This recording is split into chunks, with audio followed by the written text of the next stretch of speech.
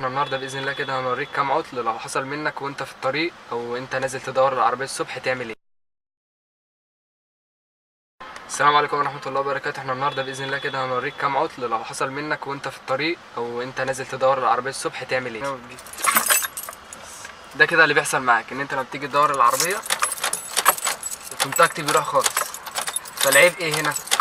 العيب ان انت هتلاقي ان في كابل من البطاريه محلول او مهزوز، فاحنا ننزل دلوقتي نبص عليه ونربطه. عشان تحل العيب دوت لازم اول حاجه تنزل تبص عليها كابلات البطاريه.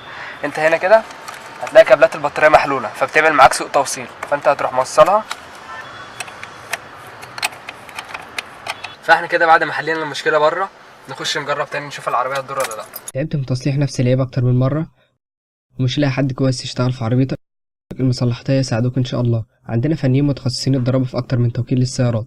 مع المصلحتية هنوفر لك اكتر من خدمه: تعديلات، صيانه سريعه، كشف اعطال، تكييف وتبريد. هنساعدك ان شاء الله في حل مشكلتك. تواصل معنا عبر الفيسبوك او الاتصال، ولا تنسى الاشتراك بالقناه.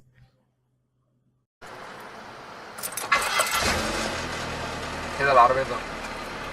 من المشاكل برضو بتواجهك ان انت لما تيجي تدور بتسمع صوت المارش، بس بتسمع صوت المارش بيدور بالراحه، ده كده يبقى عيب البطاريه عايزه توصيله منه.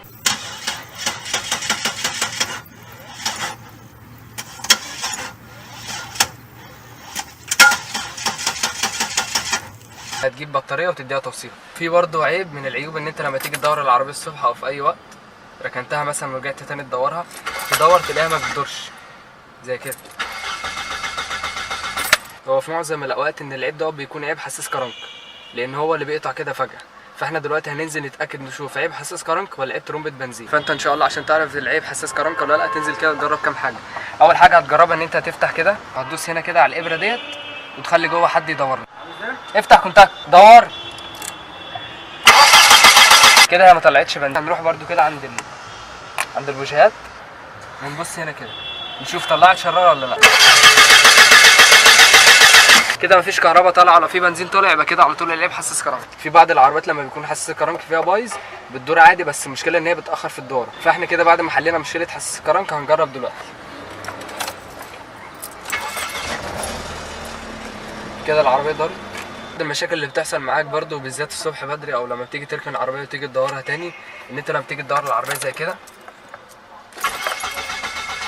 ما بتدورش برضه، مفيش دواره خالص. العربيه برضو بتعمل نفس عيب حساس الكرنك. هو معظم العيوب ديت يا اما بيبقى حساس كرنك يا اما ترمبه بنزين. هنبص دلوقتي على عيب ترمبه البنزين. هنفتح برضو نفس المكان هنا، وفي برضو طريقه تانية لو العربيات اللي عندك ما فيهاش المكان ده. بس